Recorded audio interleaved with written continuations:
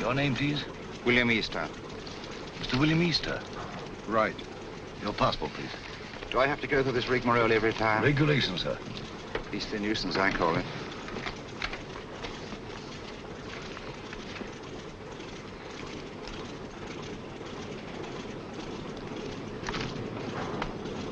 You'll receive your American visa enlistment.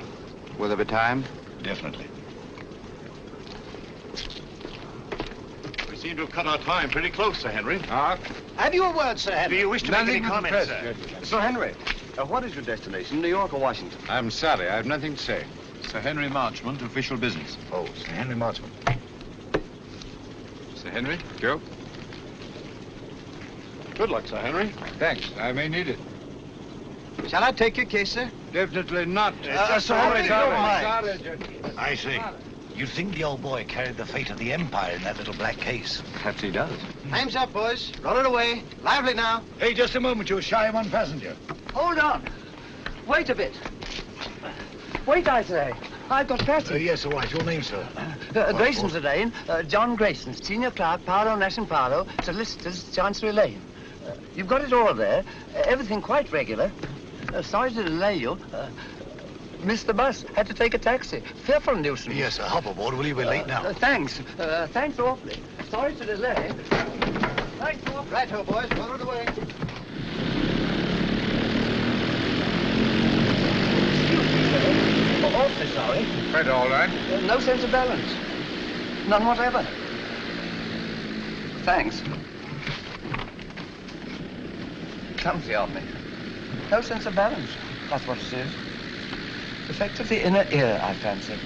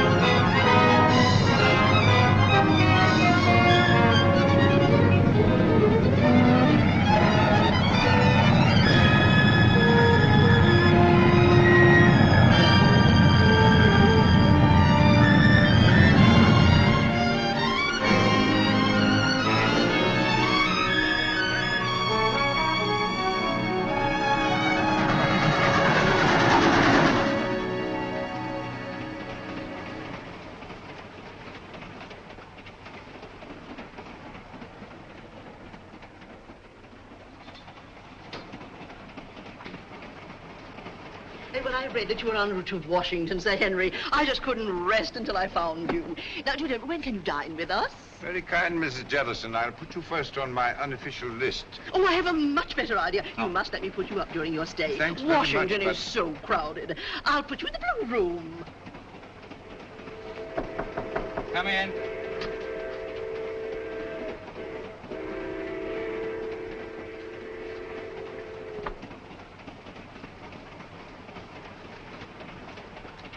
Thank you, sir.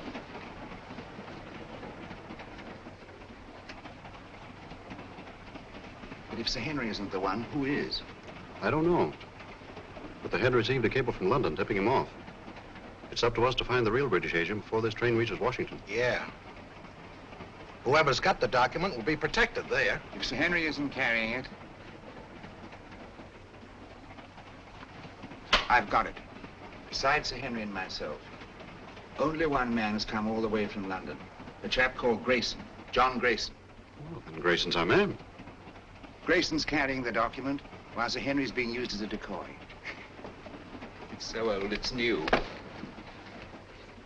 When Grayson leaves the club car and goes to get his luggage, that's our cue. We know what to do, Easter. Good. That's Grayson standing at the bar. The little fella.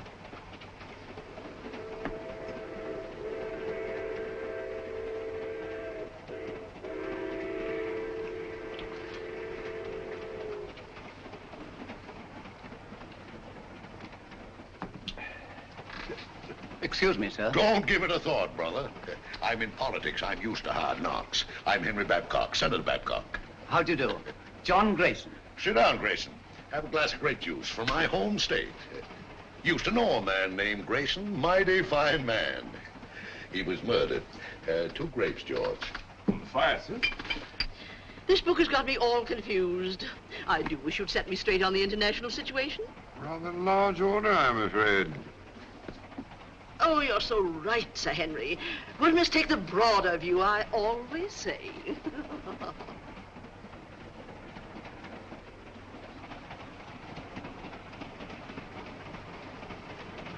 Another grape juice, Grayson.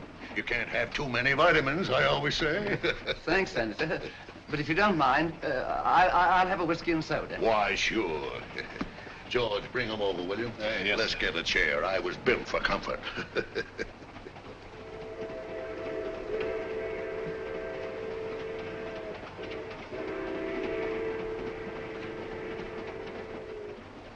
Jolly little beggars. What? Kept some myself as a lad, till Mother got a cat. Shh. Don't say C-A-T. Oh, sorry.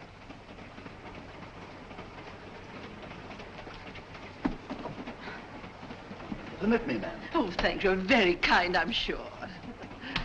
Pardon me, sir. Here we are. Porter, Yes, sir? are we on time? Yes, sir. Be in Washington in 20 minutes.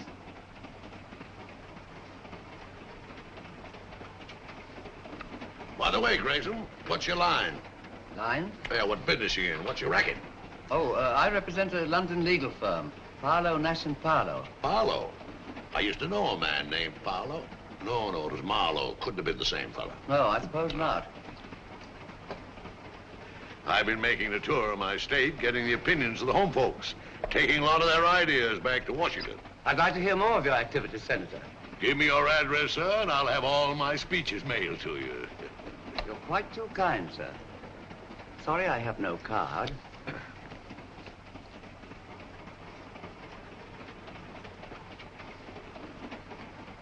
Oh, Porter. Yes, miss? Permit me.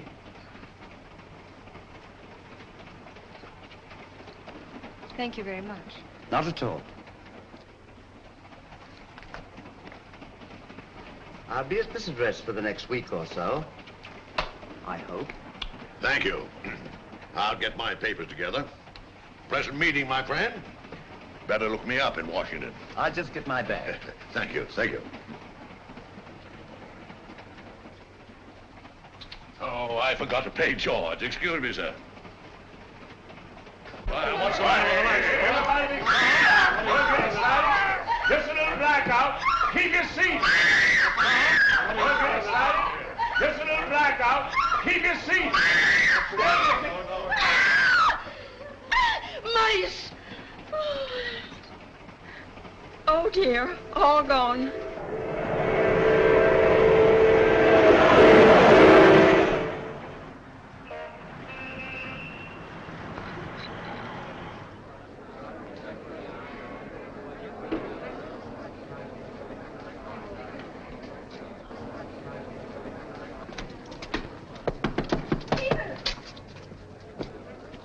Peter. Nancy, darling.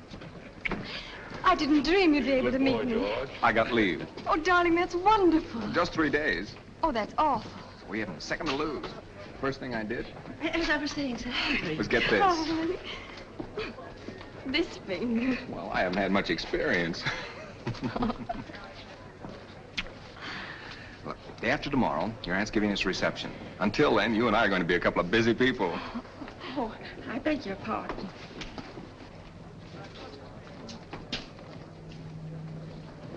Goodbye. Who's your boyfriend? You needn't worry. He just lit a cigarette for me.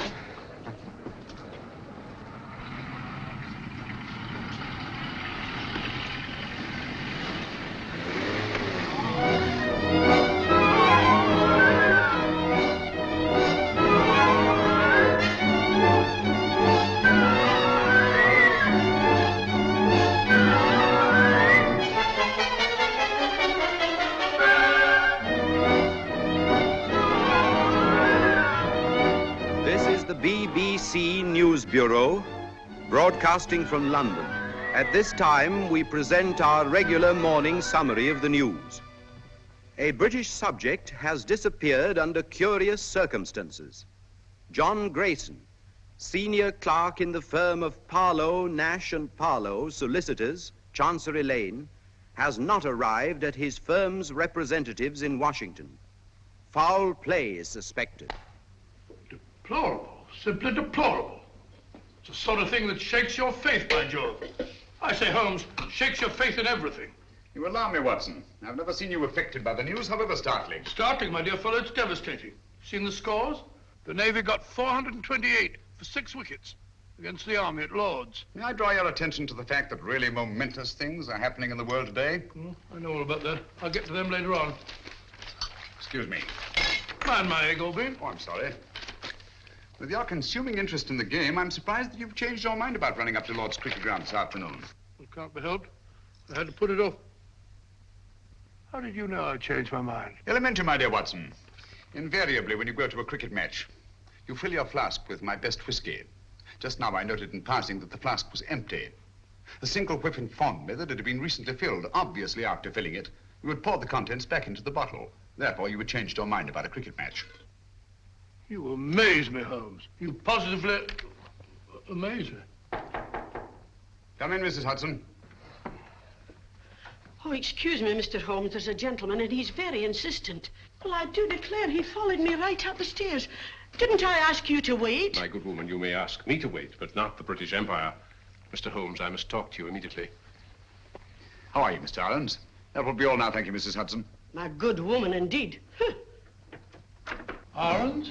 I seem to know that name. Don't tell me, my dear Watson, that you don't recognize Mr. Arons at the Home Office. Oh, yes, of course. I knew the moment you came in. How are you, Arons? How do you do? Do you see what the Navy did to the Army at Lord's yesterday? All right, Watson, go on with your breakfast. Bad show. 428, 6 wickets.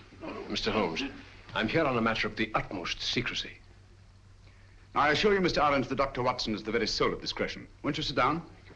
By the by, Watson, please be so good as to keep tapping on the table with your knife. Tapping on the table, now? It will break the wavelengths if by any chance there's a dictograph in the walls. Oh, really?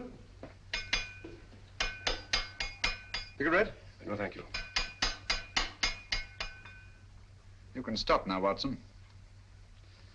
Well, Mr. Arons, I take it you've called on me in connection with the kidnapping of John Grayson in America last night.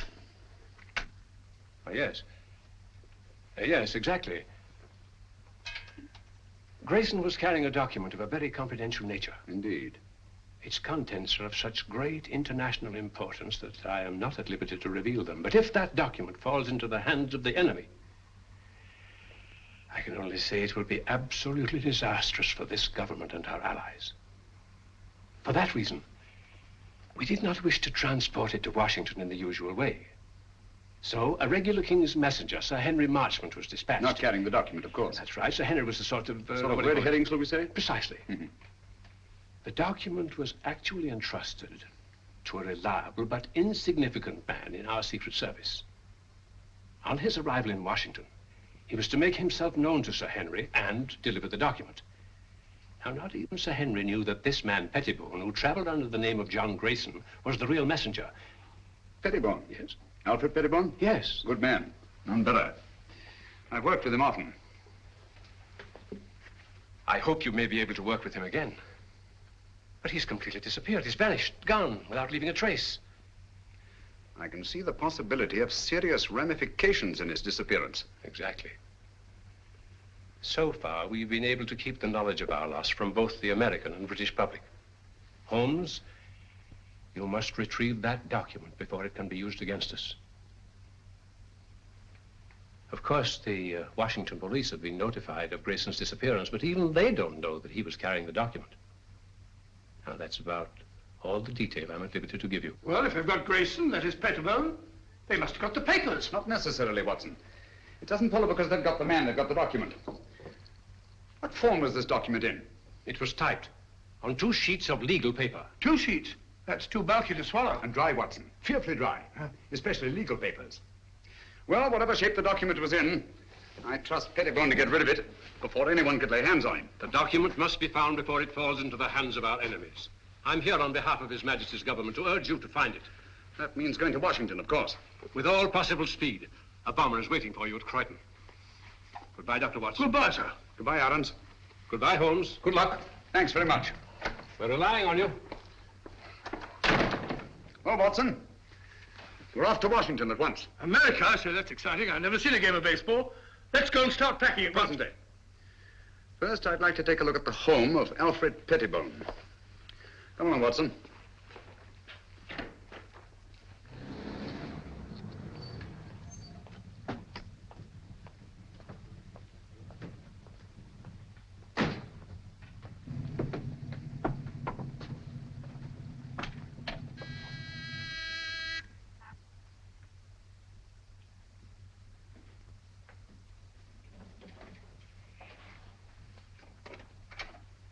Why, Dr. Watson, what a surprise. And Mr. Holmes, won't you come in? Thank you.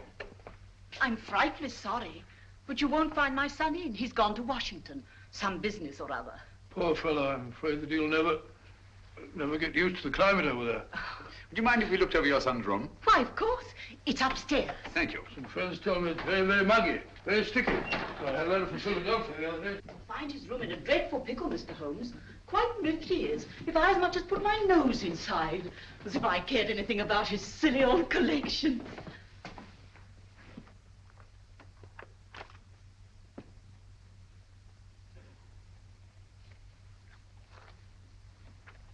This sort of Pettibone seems a curious sort of fellow. Sort of collector of collections. Postage stamps. Military buttons. Butterfly. Bugs. Snapshots.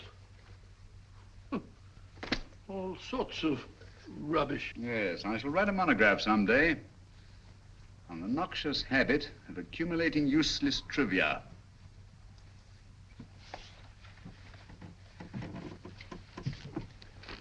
Please be so good as to stop pacing, Watson. You distract me. All right, all right.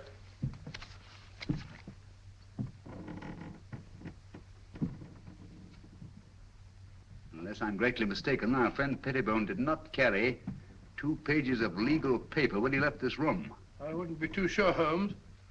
Ashes are deceptive, you know. On the contrary, my dear Watson, the rag used in our official documents leaves an ash that is unmistakable. Oh, do stop pacing.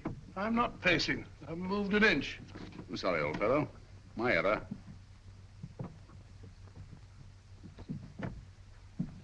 Must be Mrs. Pettibone. Heavy woman, light on her feet. Doesn't follow. Our friend seems to be quite a camera enthusiast. What's this? Cook F1.5. That's a very fast lens. F35. Summer. Copying setup. American match folders. That's right. USA. Now, why would Pettibone want American match folders in his work? And a microscope. Most interesting. Oh, what's this? Watson, this microscope was last used for examining microfilm. I'm beginning to see the pattern. Stop now. Did you know that the letters of our soldiers overseas are being photographed on microfilm so that one carrier pigeon can carry the equivalent of 18,000 letters? Oh, really? We had a carrier pigeon in the last war. Back in 1915, belonging to the Brigade Signal Corps. Did you? Yeah, the poor bird kept flying round and round in circles all day long. Found out later on that it was cross-eyed. Tragic thing. Huh? Closely took. Where are you going? Huh? Oh, dark room, huh? This is what I was looking for. Huh? This projector magnifies tremendously anything placed on the slide, like this piece of microfilm. Understand? I can't say I do exactly, no. Wait a minute. I'll show you what he's photographed.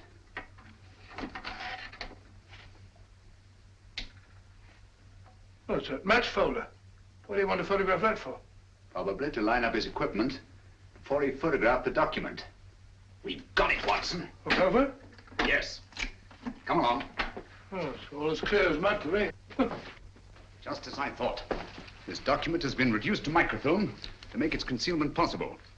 Alfred Pettibone is a most ingenious fellow. A bulky document is obviously difficult to conceal. But 2 pages of estate paper photographed on microfilm would be reduced to a size no larger than a halfpenny stamp. Slitting a match folder with this razor blade, Pettibone placed the now minute document inside, stuck it together again, and there he had it. An American match folder, rare in London, but completely inconspicuous in the United States. Do you mean to say we're off to America just to look for a match folder? It's a big country. A big country, Watson. And a small match folder. Come along.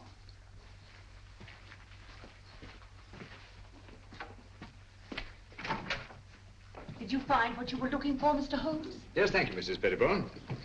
By the by, you haven't been up on the roof in the last 20 minutes, have you? Why, no. What made you think... Well, we distinctly heard footsteps. Nonsense, Watson. It was the house settling. Gracious, yes. Such popping and groaning. We're quite used to it. Thank you.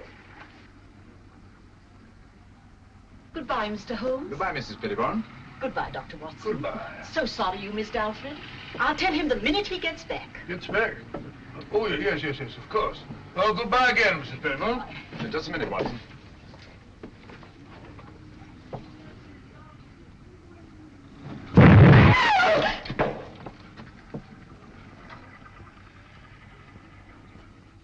That was no accident, I assure you, Watson. Well, aren't you going to find out who did it? Time's too precious now. But at least I know they've learned of my entry into the case. They? Who are they? The same group that took Alfred Pettibone off the train on his way to Washington. A group that will stop at nothing to get their hands on the document he carried. Their leader is a clever, resourceful criminal who seems to have sources of information from everywhere. Oh, that means a worldwide organization. Who'll stop at nothing, you say? Quite. That's why we must get our bags and ourselves aboard that bomber without delay. We're opposed by an adversary worthy of our best efforts. At present, he has all the advantages. Even that of being only a merciless, nameless shadow. Think of it, Watson. In a few hours, we'll be flying out over the Atlantic.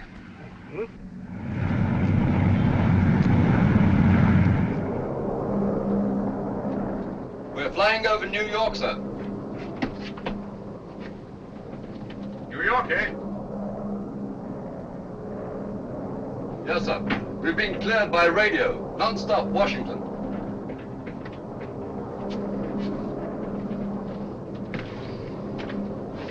What is that book that so engrosses your attention, Watson? A book on the quaint customs and manners of America. We must be halfway across, and I've only got to page 37. For your information, my dear fellow, we are now flying over New York. Flying over New York? Gracious me. What do you think?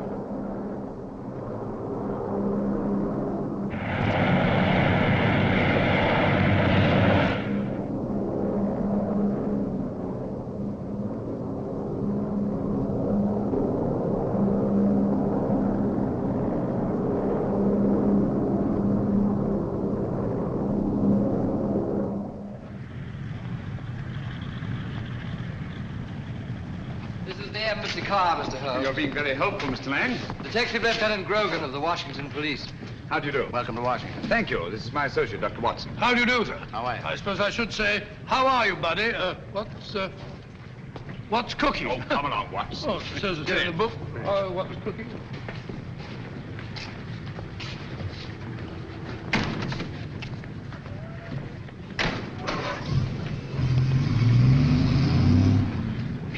Grogan had charge of investigating the Grayson case for the Washington Police. Any new developments, Grogan? None, Mr. Holmes. We're glad to let you have our complete file. And, of course, we'll cooperate in every way. Thank you. I shall appreciate your help. Especially as I'm unfamiliar with your country. Oh, yes, of course. This is your first visit. Oh, there's the Lincoln Memorial.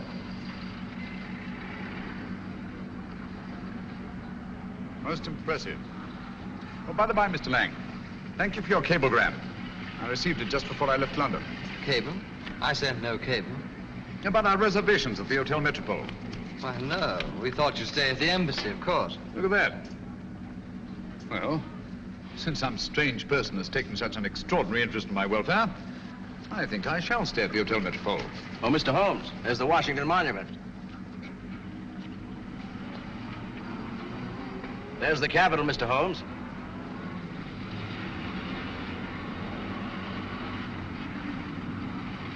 Magnificent.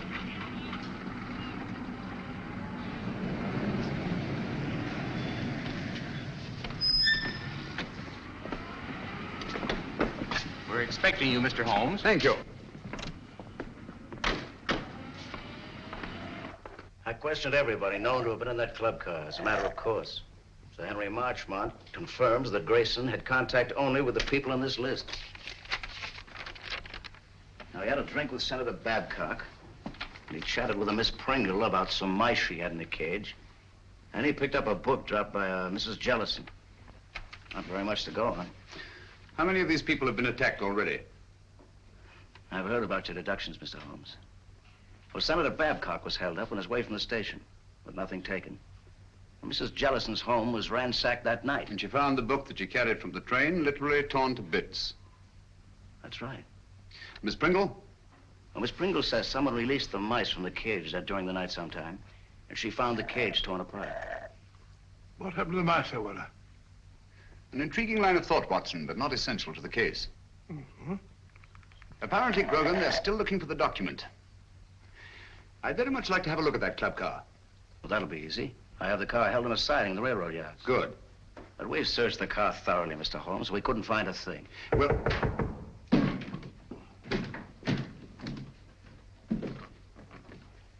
What are you doing? What's this? Mr. Holmes, your trunk. Trunk? I have no trunk. It says right there. To Sherlock Holmes, Hotel Metropole. How was this trunk delivered? An expressman brought it, sir. What's the name of the company? Do you remember the license number? Naturally, I didn't notice that. I just signed for it. All right, thank you. That'll do. Well, this trunk's not locked.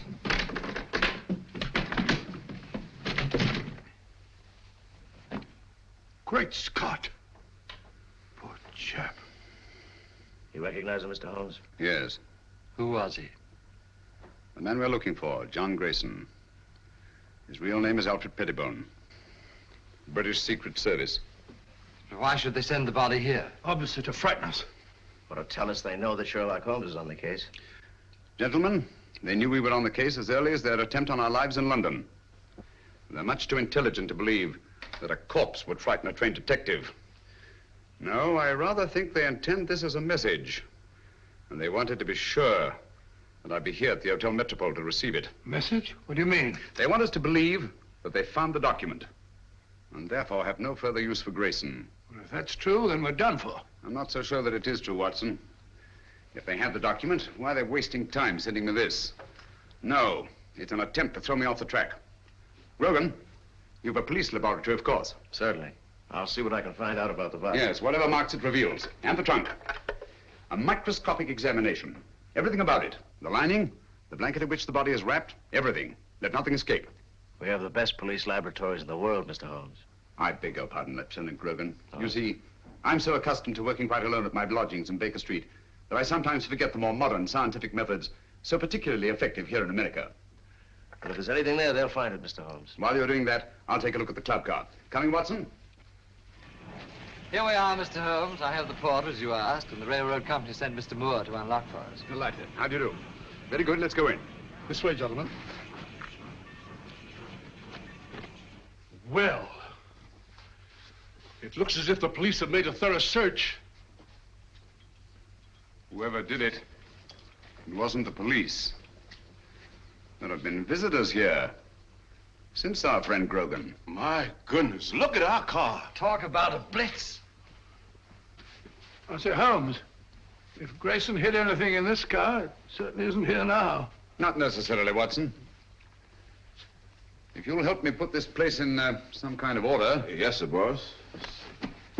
This would go about here, I imagine. That's it, boss. Yes, And, yes. wait a minute. Oh, yeah, that's certainly more like it. Yes, sir. Thank you. That'll be all. Watson, will you be Mr. Grayson for the moment? Grayson? Oh, if you want me to, old man. What do you want me to do? You're having a drink at the bar. Oh, drink. Oh, that's not a bad idea. Drink at the bar. Bring me a whiskey and soda, will you, Stewart? Stewart? Sorry, Dr. Watson, but the bar's closed. Oh, says the bar's closed. According to Grogan's reconstruction of the scene, let me see. Yes. Grayson pauses at the bar while Senator Babcock moves across and sits down here. Do you mind being Senator Babcock for the moment, Watson? Going up in the world. Sit down, please. Now, Miss Pringle is seated there. Over there, Watson.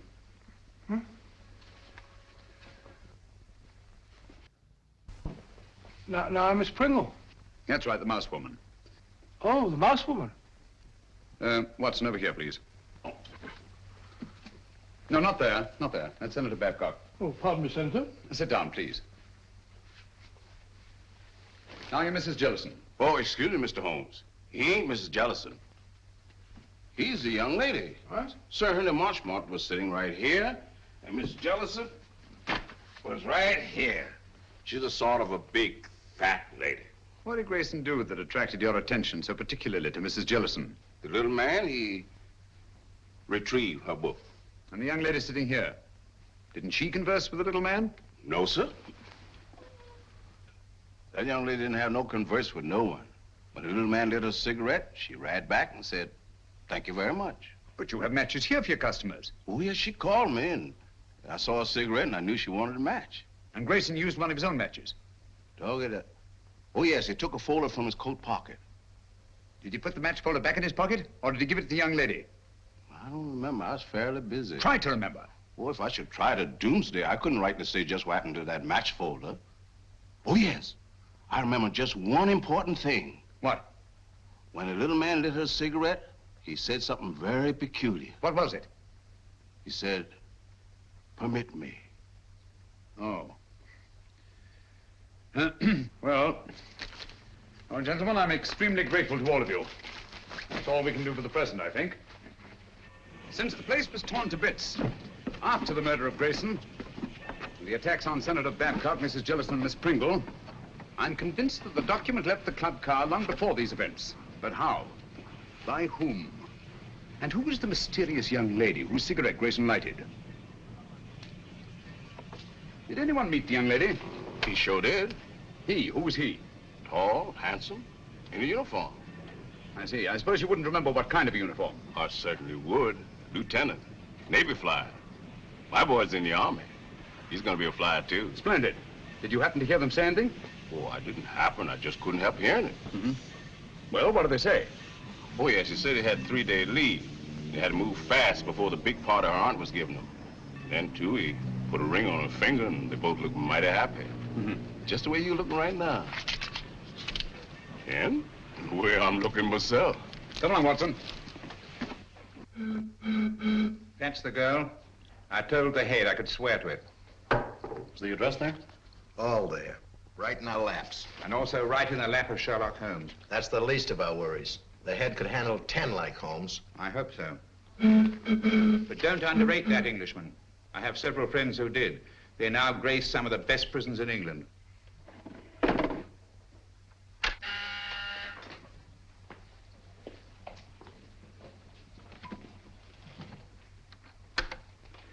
Yes, sir? I talked to the catering company. It's quite all right. They could hardly refuse me. It's the Acton Company. The Acton Catering Company. Yes, sir. I know what to do.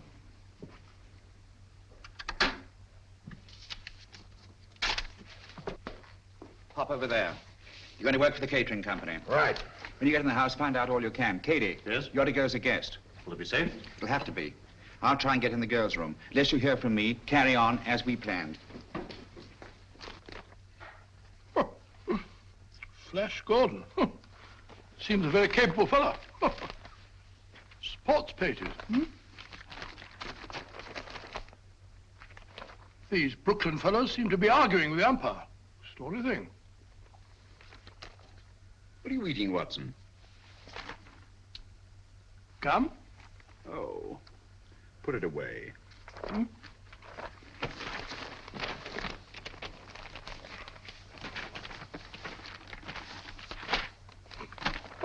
Never seen you take an interest in the society columns before. It's a concern I'll drop at once, I assure you, Watson. You found what you're looking for? Well, how do you know this is the girl? It would be an extraordinary coincidence, wouldn't it? If more than one naval lieutenant in Washington were to become engaged in the last few days to a girl from New York whose aunt was giving them a reception. By Joe, you must be right. She's a pretty girl. Yes. He's walking around with dynamite in her handbag.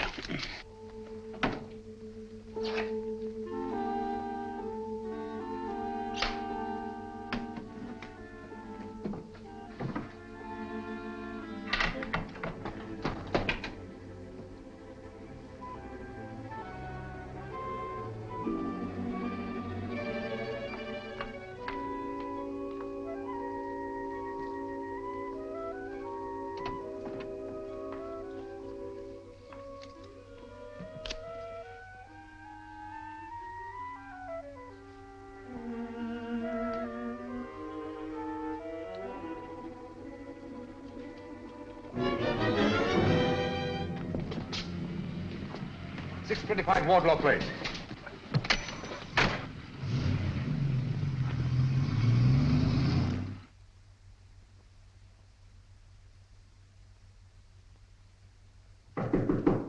Who is it? Me, Pete. You can't come up here. I did, though. One get you two. That party's gonna be awfully dull after this. Let's not go. Let's go away and get married. You've only got one more day. That's an idea. No, we can't do that to Andy. I'll tell you. Let's sneak a look at the new apartment. It was awful sweet of Auntie to give us the whole floor of this house for our apartment. The least we can do is let her have the fun of showing it to us. Okay. Let's face the party. I'll get my bag.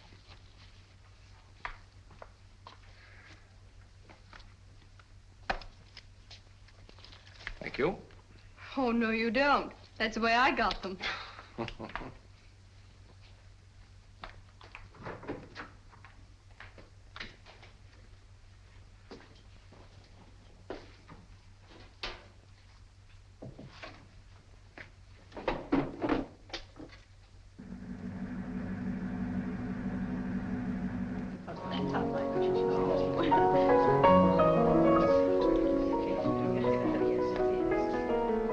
How do you do? So glad you could come. This is Mrs. Oh, dear, what is your name? Ruxton. Of course, I know it as well as my own. And this is Mrs. Vale. How do you do? Isn't it? Quite. Oh, of course. They love it. Not yet. That must be Lieutenant Merriam with Miss Partridge over there. Certainly glad to hear the news, Pete. Congratulations. Well, thank you, Major. Thank you. You're a lucky guy, Pete. I'll see you later. 3rd floor, 1st door. Right. I'll wait there. You bring him up. Thank you, sir. A toast to the happy couple. A toast. Very good. Happy landings. Yeah, well, those certainly. Me too. Thank you. I'll have one. I know what I'm doing. Lieutenant Merriam? Telephone, sir. Navy Department calling. Oh, yes. Be right back. Lead on, McDuff. This way, sir. Matches? Match me, darling. Dig them up. Thank you. Oh, Pete, hold it. You can keep them, Major. Oh, thank you.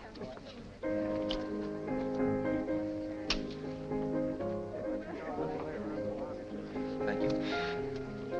Not for me, thank you. No, thank you. Why up here? They said it was private. There's a phone in here, sir. Hey, it's my new apartment. Miss Partridge didn't want me to see it till after it was finished. Here you are, sir. Quite a smell of paint, sir. In here, sir. Thank you.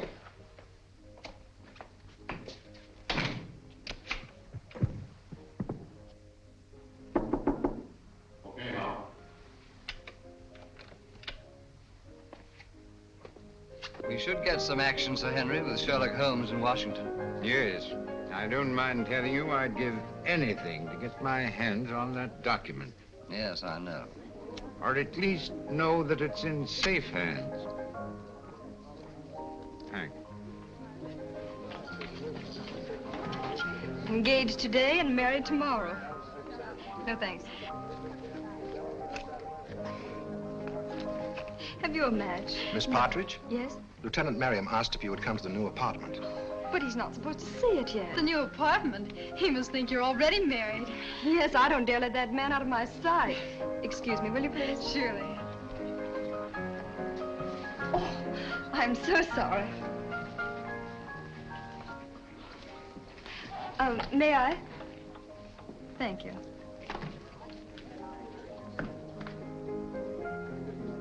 This way, please. Oh, I know the way, thank you.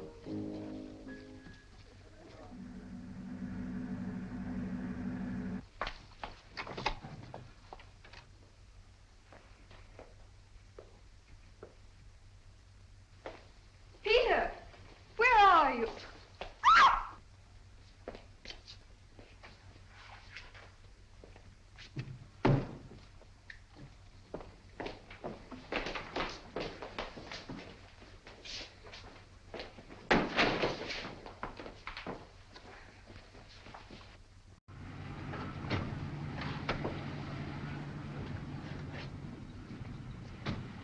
Well, here we are, Grogan. Good connection. We'd better go into the party. Well, I think you better go in first, Mr. Holmes. I'm not very good at this sort of thing. I think you do all right.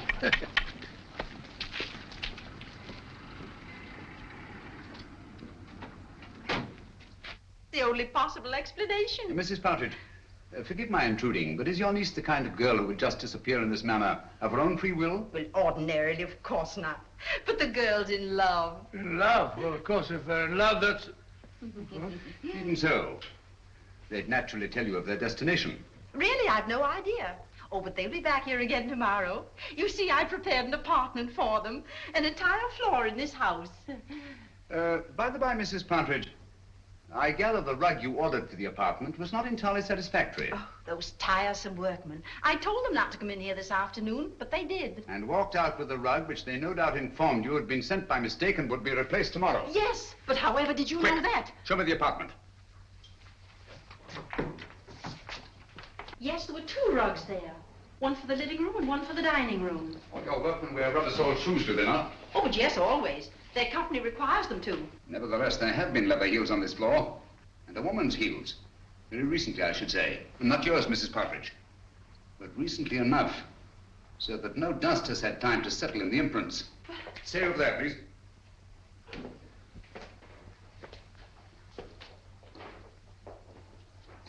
There seems to be a struggle over there.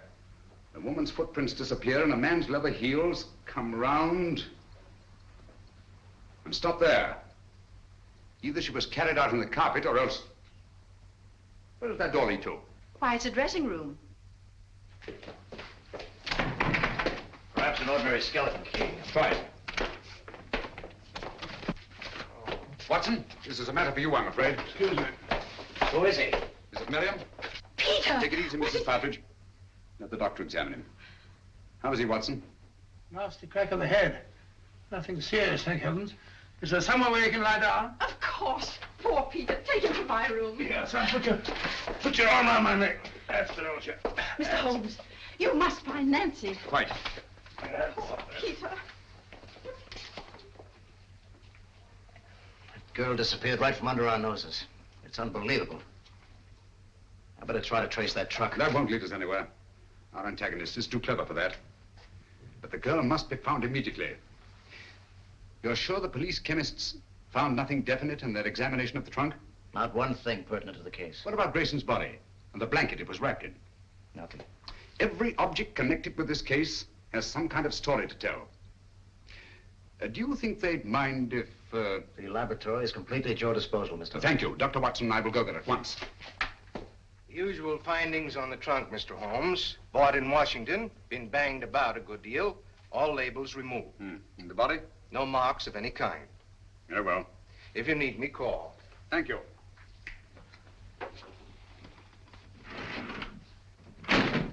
Watson, please. Just tidying up a bit. This blanket is beginning to tell me many things. Really? Don't say so. It only remains to translate them properly. Yes.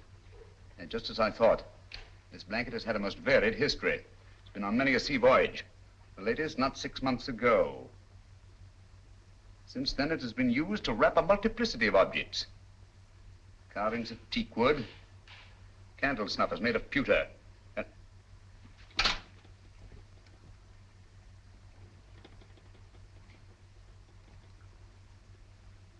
And furniture. Furniture? Yes. Teakwood leaves an unmistakable stain. Pewter rubs off easily. And there are evidences of wax drippings. But what particularly concerns us, Watson, is the furniture. Most likely a chair. Louis the 15th. In yellow and maroon satin. What do all these things suggest you, Watson? Let me see. An aunt of mine, Matilda, lives in Brighton. Very old-fashioned. Very aged. Exactly. Antiques. We've a lot of ground to cover before nightfall. Ground? What ground? If necessary, all the antique shops in Washington. A-N-T-I. Here we are, antiques. Antiques? What connection is there, Louis XV's chair with this partridge girl? This sliver of wood came from a Louis XV chair that had once been wrapped in that blanket. From other evidences the blanket supplies, I deduced that it's been used in an antique shop. And whoever controls those antiques murdered Grayson and kidnapped the girl. What? That's it, Watson. Come along. Before the girl's kidnapper becomes her murderer.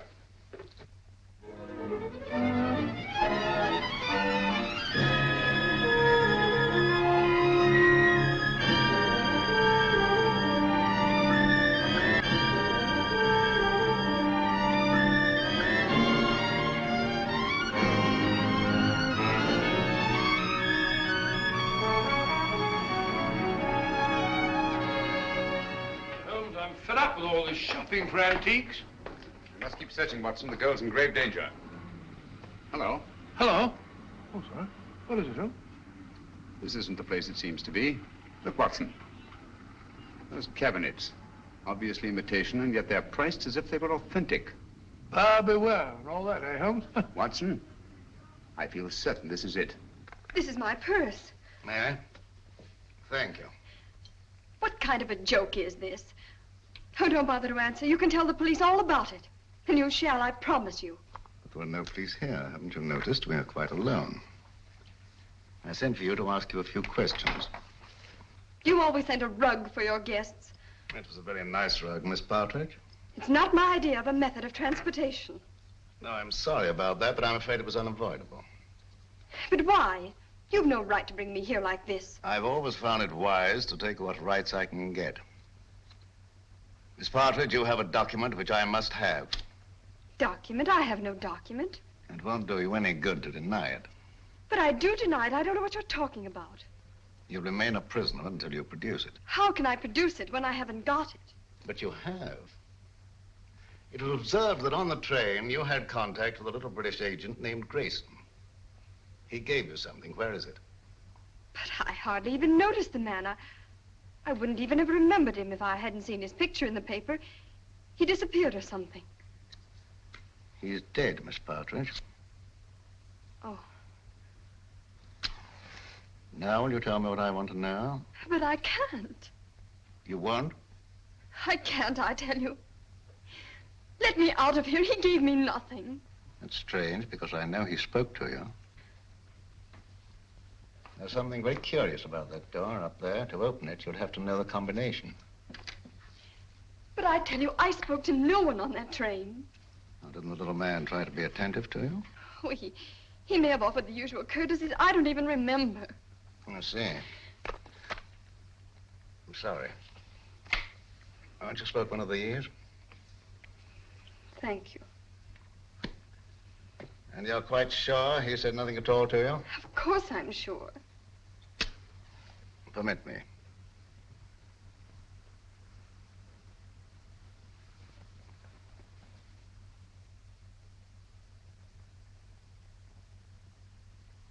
And you're certain that nothing passed between you? I'm certain. Mr. Howe, please.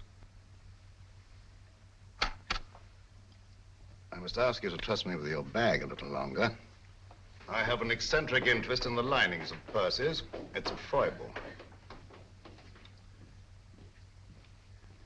You know Mr. Howe, I believe. Mr. Howe is a gentleman of unusual accomplishments. Under his influence, I've known people talk fluently who never talked before. But I don't know anything, I tell you. Nothing. Nothing, I swear it. I don't know anything.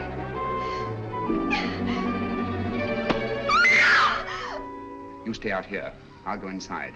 I'll assume the character of an eccentric art collector. As soon as I'm convinced that this is the place we're looking for, I'll signal to you. And you get Grogan and bring him here on a run. But don't lose any time. An extra second may cost a life.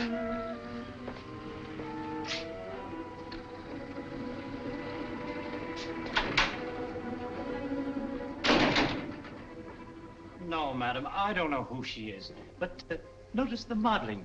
It has good symmetry, good lines. Oh, I'll be right with you, sir. No, thank you. I'll just take a look around.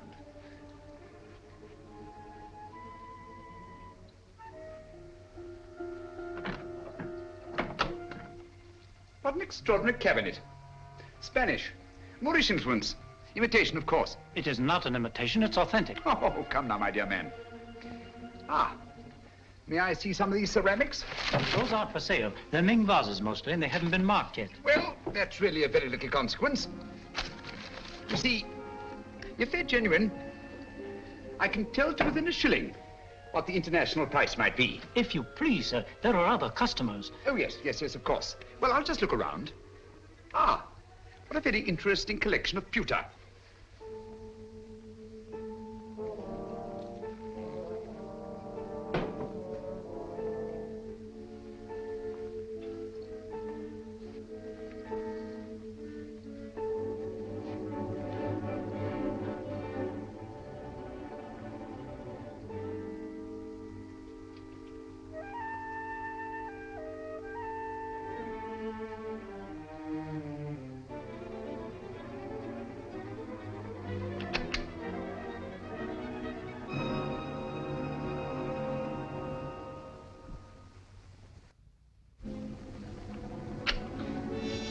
That'll be $500. Now, would you just give me the address where you want it sent? Yes, Mrs. J. Wellington, Jr. DuPont Circle.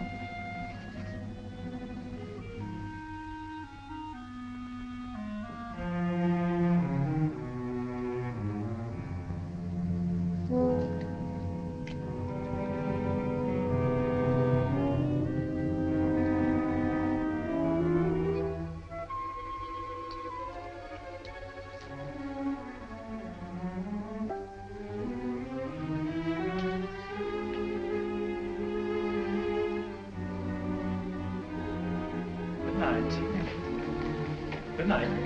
I'll have it sent out in the morning. Oh, dear.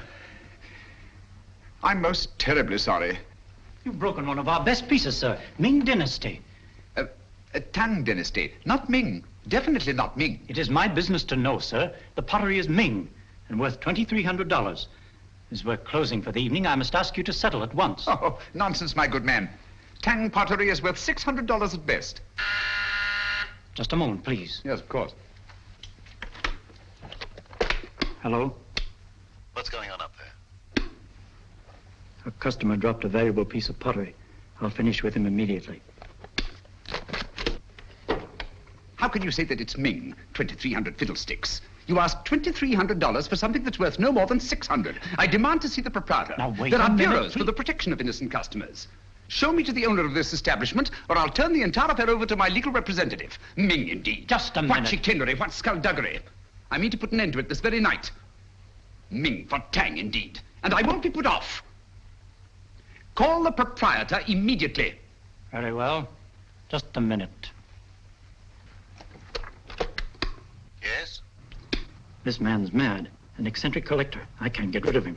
Insists on seeing you in person. All right, stall him for half a minute, then send him into my office. I'll get rid of him, and quickly.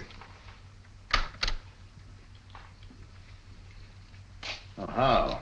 No screams till the customer's gone.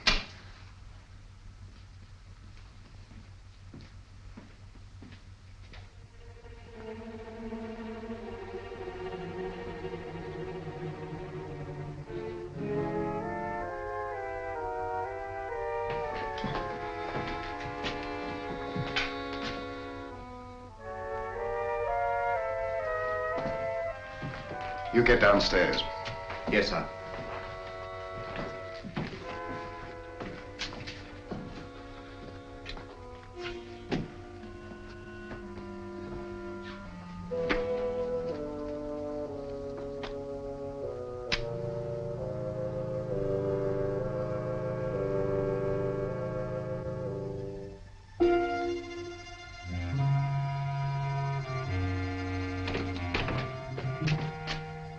I'm most frightfully sorry. I'm most frightfully sorry about the vase, but really, sir, your clerk is guilty of attempting the most obvious fraud. You see, he tried to convince me that I'd broken a Ming pottery when anyone could see that it belonged to the Tang era. Its value is no more than $600. All right, you pay him the $600. We'll call the matter settled. Oh, thank you very much, sir. Thank you. I'll send you my check in the morning. I see you know the London value of these pieces. It's my business. Exactly. Yes, exactly. You know, I think you're just the man to help me find some furniture I'm anxious to get. I'm most frightfully bored with the usual conglomeration of pieces that we can pick up on the other side. What do you really want, Mr. Sherlock Holmes? Herr Heinrich Henkel, or as you now call yourself, Mr. Richard Stanley. In 1914, secret agent to the German Kaiser. Since then, head of the most insidious international spy ring that ever existed. You're wrong. A case of mistaken identity. I've been a respected member of this community for a great many years. I deal in antiques because of their rarity and beauty. Merely a device to cover up your real business of transporting secret information to the enemies of this country. Very interesting, but just a figment of your imagination. I'm a very busy man, Mr. Sherlock Holmes. Where is Nancy Partridge? You're not looking for that girl. You're looking for a certain document. Oh, dear me, no. The document's perfectly safe. You see, the man who has it doesn't know he has it. That's a very pretty tale, but quite untrue. The only man who had any contact with Grayson on the train was Senator Babcock. The senator doesn't have the document. We took the trouble to find out.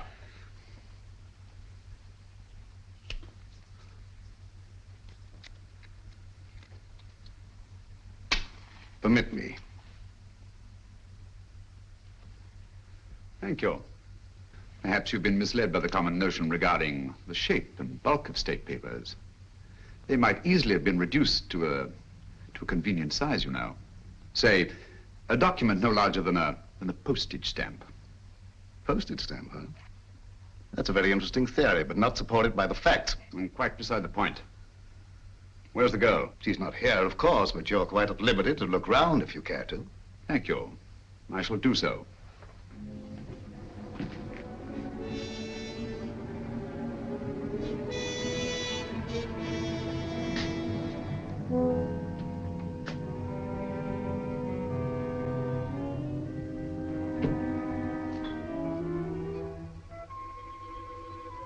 Interesting piece.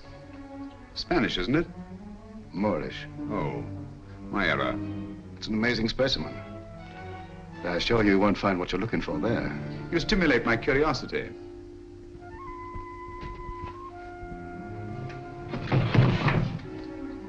This might be interesting.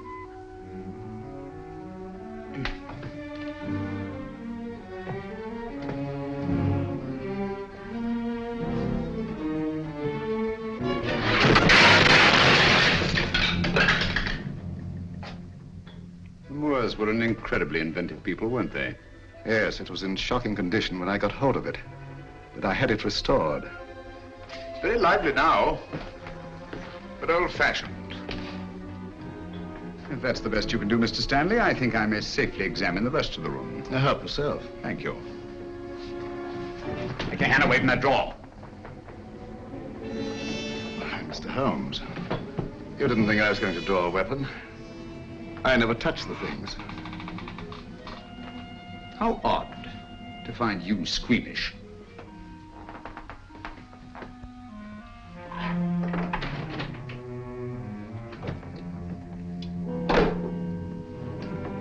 That connects only with the shop. You're very quick to say so. And yet a short while ago, I saw two other men in this room. And they didn't go back into the shop, so there must be another exit. And perhaps another room. Yes, Mr. Stanley, what is it? Bring Miss Partridge here at once. Excellent, Holmes. I see your voice hasn't lost its flexibility. My hand hasn't lost its cunning either.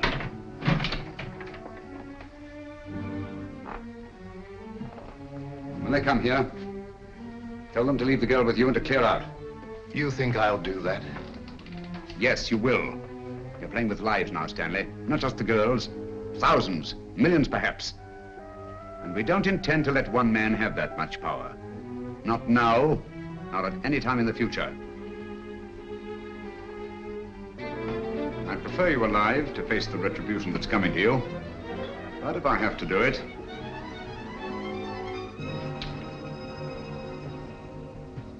all right, Mr. Holmes. I suppose we must all meet our match sooner or later.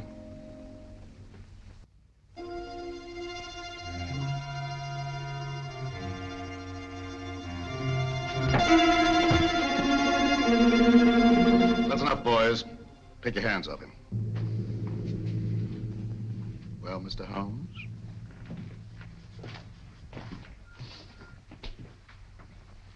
Tell the clerk to go home and see the front door's locked. Well, Mr. Stanley? It's the last trick that counts, eh, Holmes?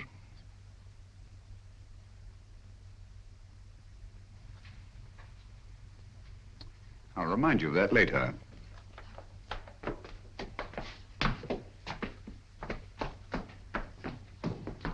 Miss Partridge, allow me to present Mr. Sherlock Holmes, the world-famous detective. He's come to rescue you. I don't believe you. Oddly enough, he's telling the truth. My name is Sherlock Holmes, and I did come here to help you. But I seem rather to have missed it. I'm sorry. I'm afraid you've had a bad time. Oh, that doesn't matter. It's Peter. They say they'll do something to him if I don't tell them. They say they've got him. Cheer up. He's quite safe. A tough customer like Peter isn't disabled very long by a clout on the head. He's all right. All okay, Mr. Stanley. Look here, Stanley. This girl knows nothing.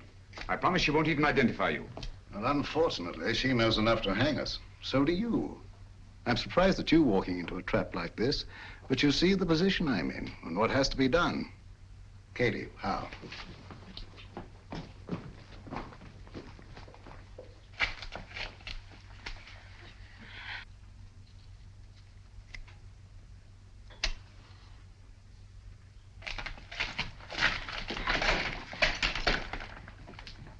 It will give me great pleasure to attend to Mr. Holmes personally.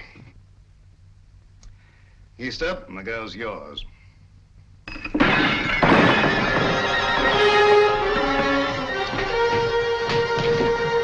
It's the police! Open up, that's the police.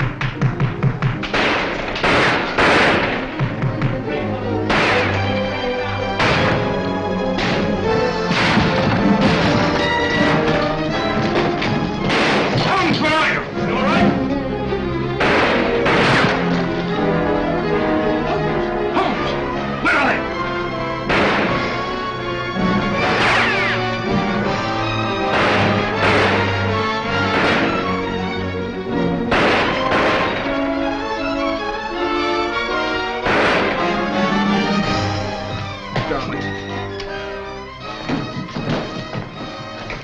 Thank heavens you're safe.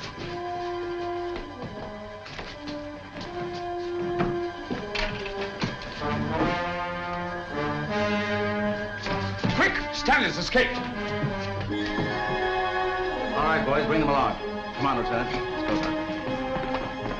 sir. Send it off this building. Double quick.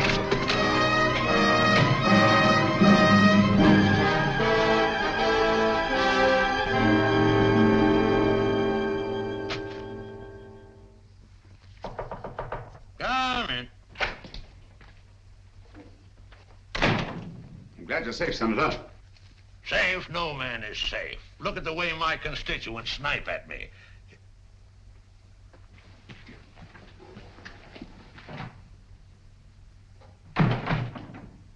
I don't recall seeing your face before, stranger. I don't think we've met.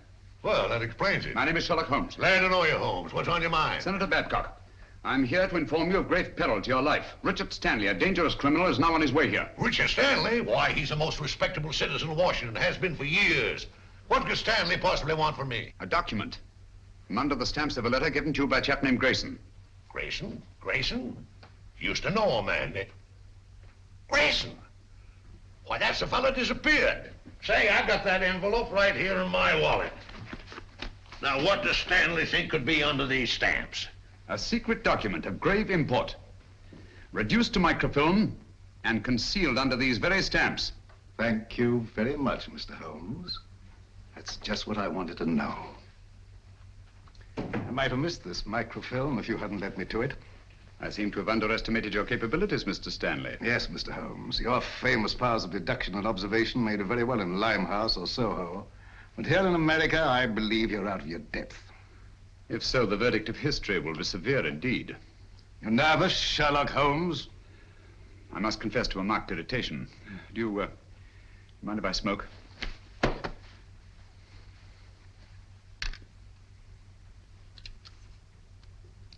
Thank you. The whole course of the world might be changed by your acquisition of the microfilm. Oh, it will be, and for the better. Have you a match? You can keep those. Thank you. And now, if you'll pardon me, Mr. Holmes. Why don't you do something, Holmes, if that thing's so all-fired important? The English senator. Cricket, old boy, always cool in the crisis. The last trick, eh, Holmes? Yes, the last trick.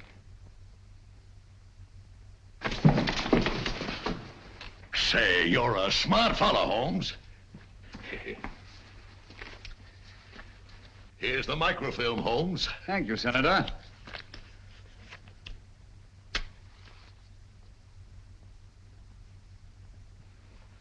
I say, Holmes.